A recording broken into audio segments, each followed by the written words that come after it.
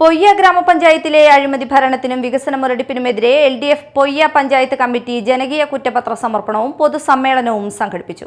CPIM ജില്ലാ secretariat അംഗം PK Davis ഉദ്ഘാടനം ചെയ്തു. ഒരു പ്രകടന പത്രിക ജനങ്ങളുടെ മുമ്പാകെ അവതരിപ്പിച്ചുകൊണ്ട് അധികാരത്തിൽ വന്ന് 5 കൊല്ലം തികയാൻ 3 മാസം ബാക്കി നിൽക്കുന്ന ഒരു പഞ്ചായത്ത് ഭരണസമിതി സ്വാഭാവികമായും അവരാണ് 5 കൊല്ലത്തെ വികസന നേട്ടങ്ങൾ ജനങ്ങളോട് വിശദീകരിക്കുന്നത്. അവരുടെ വികസന നേട്ടം ശ്മശാനത്തിൽ ഒതുങ്ങുന്നു.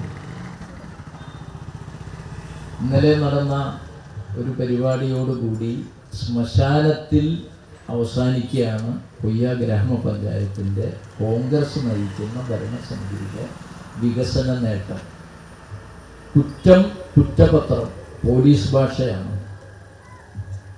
ക്രിമിനൽ പ്രൊസീജിയർ അനുസരിച്ച് കുറ്റപത്രം സമർപ്പിക്കുന്നതിന് മുമ്പ് ഫസ്റ്റ് ഇൻവെസ്റ്റിഗേഷൻ റിപ്പോർട്ടുണ്ട്, FIR. CS രഘു അധ്യക്ഷത വഹിച്ച യോഗത്തിൽ CN സുധാർജനൻ, KC Varghese, AM Hakeem, IS Akshay, VS Lakshmanan, KP Hari, KJ Shymon, Baiju Parekkadan എന്നിവർ സംസാരിച്ചു.